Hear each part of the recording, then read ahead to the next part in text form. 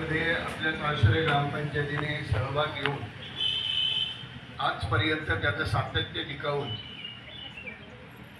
जे चांगलं काम केलं त्याबद्दल ताळसरे आणि नारगोली ग्रामस्थांच्या वतीने सर्व ग्रामपंचायत सरपंच, उपसरपंच, ग्रामपंचायत सदस्य यांचं मी मनापासून धन्यवाद देतो त्यांना, त्या दोन्ही गावांच्या वतीने. कारण कोणतंही काम स्वीकारणं आणि ते यशस्वीपणे पार पाडणं हे अत्यंत महत्त्वाचं असतं आणि ते काम आपण केलेलं आहे. माझे पत्रकार मित्र समोर आहेत. यांच्या पूर्वी अपागत कधी याची गरज नव्हती. माझी वसुंधरा वगैरे ह्या योजना काढण्याची ही वेळ आपल्यावर का आली याचं आत्मचिंतन सगळ्या नेत्यांपासून सामान्य नागरिकांनी करणं अत्यंत गरजेचं आहे. कारण निसर्गाने जी पृथ्वी बनवली, माझी वसुंधरा म्हणजे आपण आपली भूमी पृथ्वी, जी पृथ्वी निसर्गाने बनवली तिची वाट लावण्याचं काम आपण शिकून राऊत सरांना करतो. राऊत सर कुठे गेले? आपण असं म्हणतो की आम्ही सुशिक्षित होत चाललेलो आहोत. खरोखरच आपण सुशिक्षित होत चाललेलो आहोत का?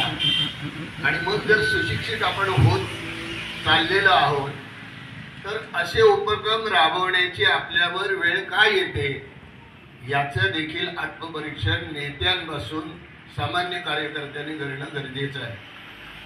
कारण या भूतलावर हेक्टरी किती झाडं असावी हे त्या काळी ठरलेलं आहे की कमीत कमी हेक्टरी एवढी झाडं असावी. मी आता त्याचा उल्लेख करत नाही आकड्याचा. त्याचा आपण काय करायला लागलोय? कारण आपण सगळे प्लॉट येणे करून तिथे बंगले उभारणीचं काम सुरू केलेलं आहे आणि त्याच्यामुळे जे माणसाला आवश्यक आहे, माणसाला जीवनासाठी काय आवश्यक आहे, अन्न, पाणी आणि स्वच्छ हवा, हवेशिवाय आपण एक क्षणही जगू शकत नाही. आणि या सगळ्यावर आपणच आघात करून, तो शब्द वापरणं बरोबर नसलं तरी वाटोळ करण्याचं काम करत आहोत. कारण प्रदूषण एवढं वाढलेलं आहे, त्यामुळे कुठल्या याचं प्रमाण वाढले? शिक्षक शिकवतात का तुम्हाला? पृथ्वीवर कसलं प्रमाण वाढलेलं आहे? एक थर निर्माण व्हायला लागलाय. सर तुम्ही नाही सांगायचं, मुलांनी सांगितलं पाहिजे. ओझोनचं प्रमाण वाढायला लागलेलं आहे. म्हणजे काय व्हायला लागलेलं आहे? ओझोन हे आपण नुसतं ऐकतो, म्हणजे काय? त्याच्यामुळे माणसाच्या जीवनावर किंवा प्राणीमात्राच्या जीवनावर काय परिणाम होणार आहे